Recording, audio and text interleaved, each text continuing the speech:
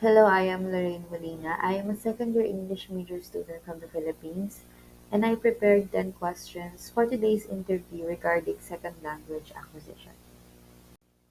For the first question, what is second language acquisition and how does it differ from first language acquisition? Hello, I'm Fajar. I'm an English teacher from Indonesia, and in this video I'm going to answer your questions. So the first one about second language acquisition and first language acquisition. While second language acquisition is an effort or process to acquire, or let's say to get the skills to have the ability to speak another language. It's not always the second language, it can be the third, the fourth, well, other languages other than your first language. Well, the first language is the first human language that you acquire, get, you have when you were born, when you didn't have any default language setting in your brain. So the first language, that's how you acquire the first language, which is the first human language ever to be set into your brain when you start growing up. Okay. Then you acquire your second language, your third language, fourth language by efforts. It can be done through learning, it can be done unconsciously. The second question is, can you explain the difference between acquisition and learning in the context of SLA? Okay. So what's the difference between how you acquire it and how you learn it? Acquire, most of the time, unconscious. You don't know that you get it. You don't know that you have it, but it's there. While learning, okay, you consciously take the efforts. You follow through structures, lessons, or let's say situations that you know that you are trying to get language. So that's learning language. Well, simply, if you can make it a situation, acquiring a language is when you unconsciously understand another language in a movie, another language in a song. So that's you acquire a language.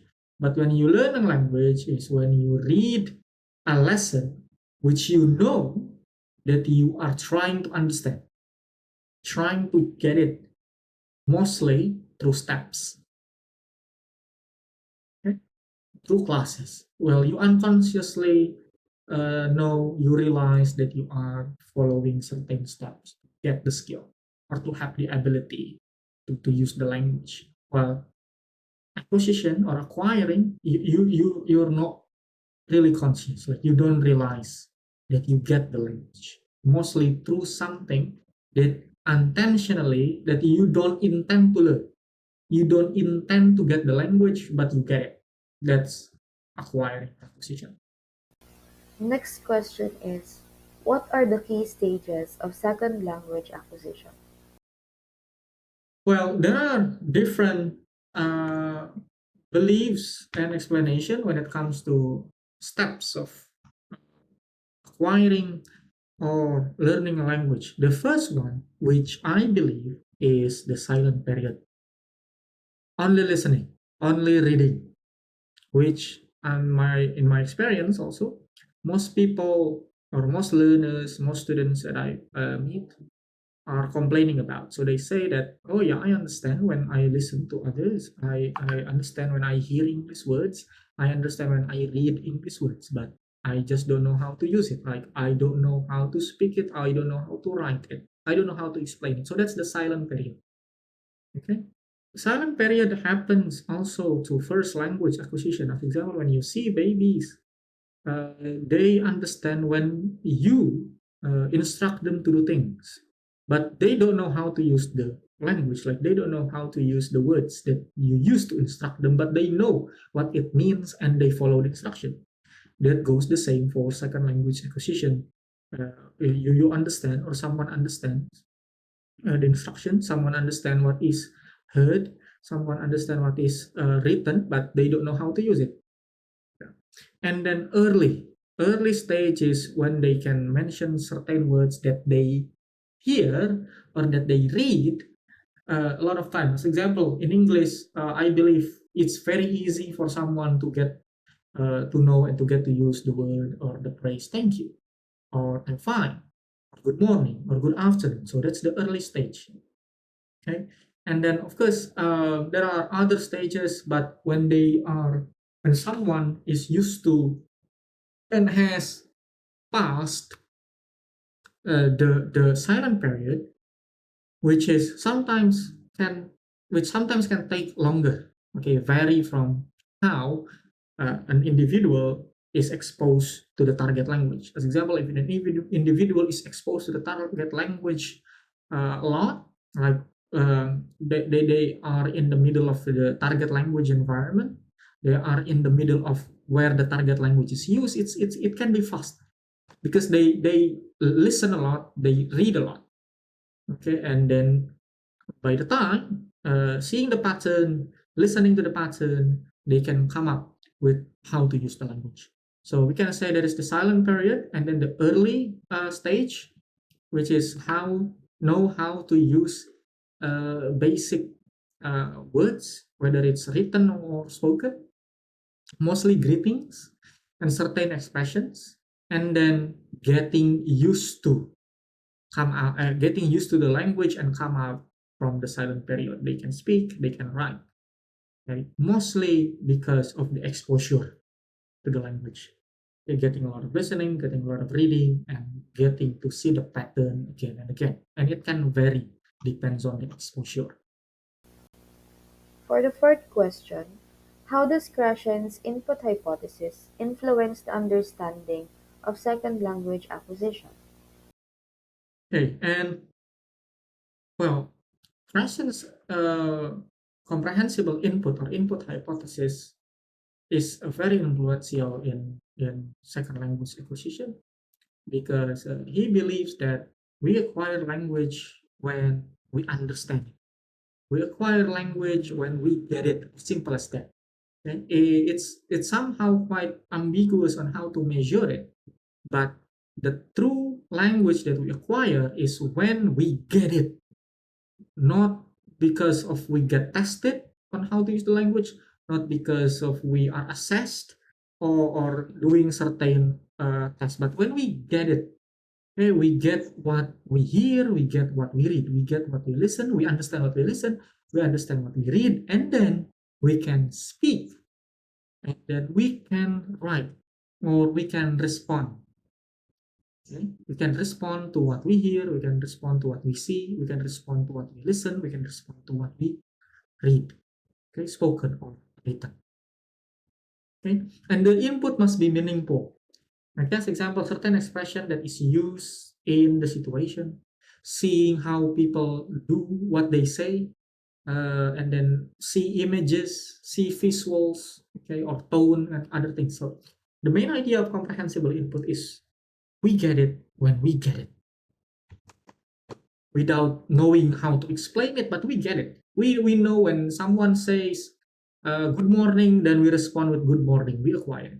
We know when we want to, be grateful when someone gives us something, and then we say thank you, then we acquire it. When someone says how are you, and then we can say I'm good, I'm fine, I'm okay, I'm not good, I'm sick. That's when we acquire. What are some social, cultural, and psychological factors that influence second language acquisition? And then when it comes to social, cultural, psychological factors, so um, Carson is also famous for affective filter. The more you are comfortable with using the language, with the environment where you use the language, with the situation where you use the language, it's easier for you to get the language. Okay, as simple as that. So affective filter must be low. It means that you feel safe, you feel fine, you feel happy about it, you feel related, you feel confident. Okay? right? While if the affective filter is high, where you're not confident, you don't know what is the topic about, not only the word but the topic. Okay, you are not very familiar with the person that you're talking with. You are not comfortable with the environment. Okay, or you feel threatened. Okay, or let's say you're sick. Okay, it can also make the affective filter high. So that's how Kristen uh, describes when it comes to social, cultural, and psychological factors. So interaction with anyone can be very meaningful and can be useful, not only native speakers, when you can engage in a conversation that you feel relevant, that you can relate to in the target language. Okay? And then you are motivated, of course, because the law affective filter is low. You know you can use the language, you are familiar with the topic, and then you want to speak with the person that you are speaking to. Okay, you want to listen to the person that you're listening. Next question is, how do individual learning styles and strategies contribute to SOA? Well, there have been many uh, uh, proofs that individual learning styles don't really matter, and strategies also can be very subjective. Well, no matter what the learning situation is, or the learning style is, and the strategies is, the main idea is to give comprehensible input. How the language is easily understood. Okay, you can see pictures, you can listen to the sound, right, and then you can feel the situation. Okay? You can feel the situation, whether it's written, whether it's through images, whether it's through audios, videos, and so on and so forth, whether it's through movement. Okay? The thing is that it needs to be comprehensible, it needs to be relevant, it needs to be, we can say, fun for the students, but fun is also subjective. What is fun? What is interesting? Okay, so that's what we need to know, right? So and again, input, right? Input, and it must be comprehensible. So sometimes we're not sure and we misunderstand what it means by being comprehensible. So comprehensible means that it's easily understandable, which means relevant. So that's the thing. The students need to be relevant with the target language studied, the situation studied, and then the conversation, the topics. What challenges do adult learners face when acquiring a second language compared to younger learners?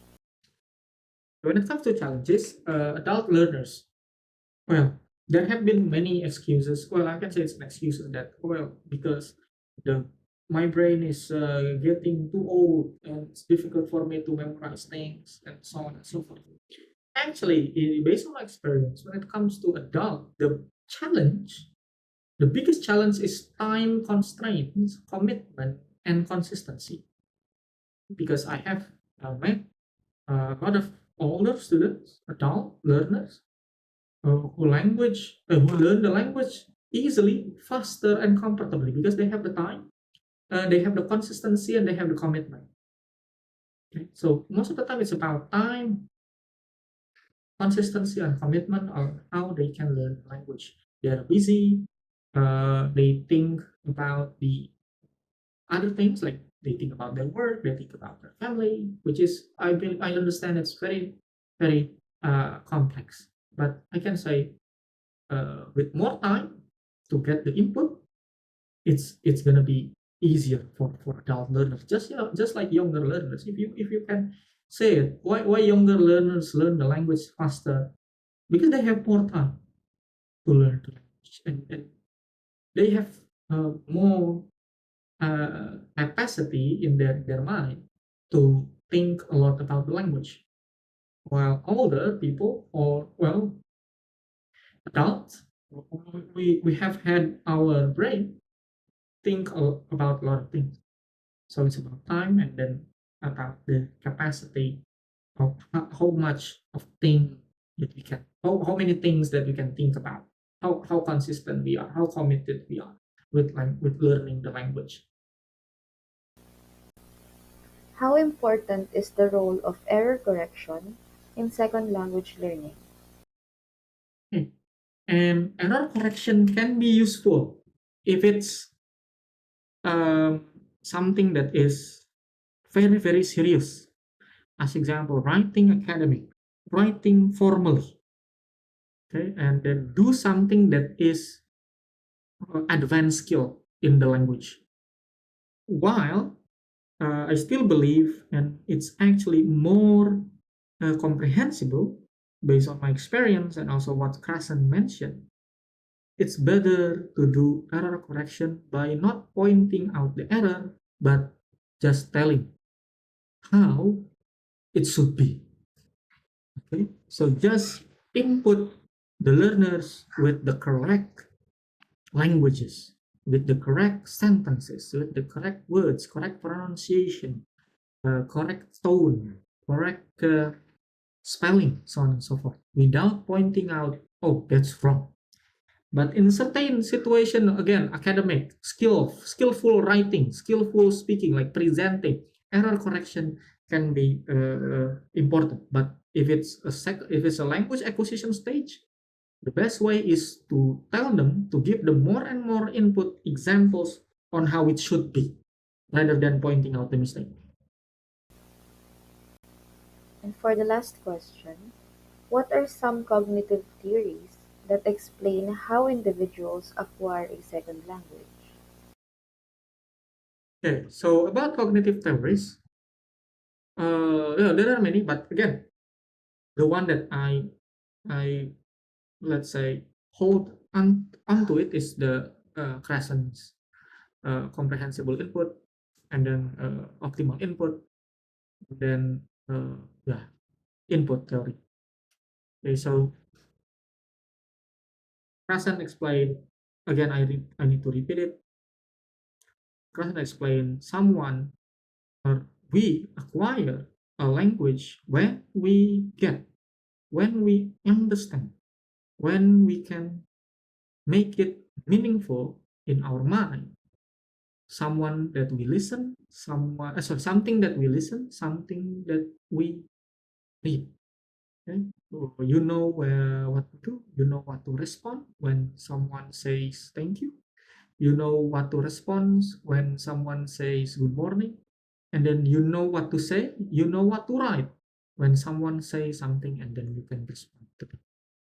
Okay, I think that's the answers that I can provide. Hopefully it can help you with your project, and of course there are many other references and opinions that could be better, or even could be more understandable, and I can admit if I made a mistake or mistakes in my answers. Thank you very much.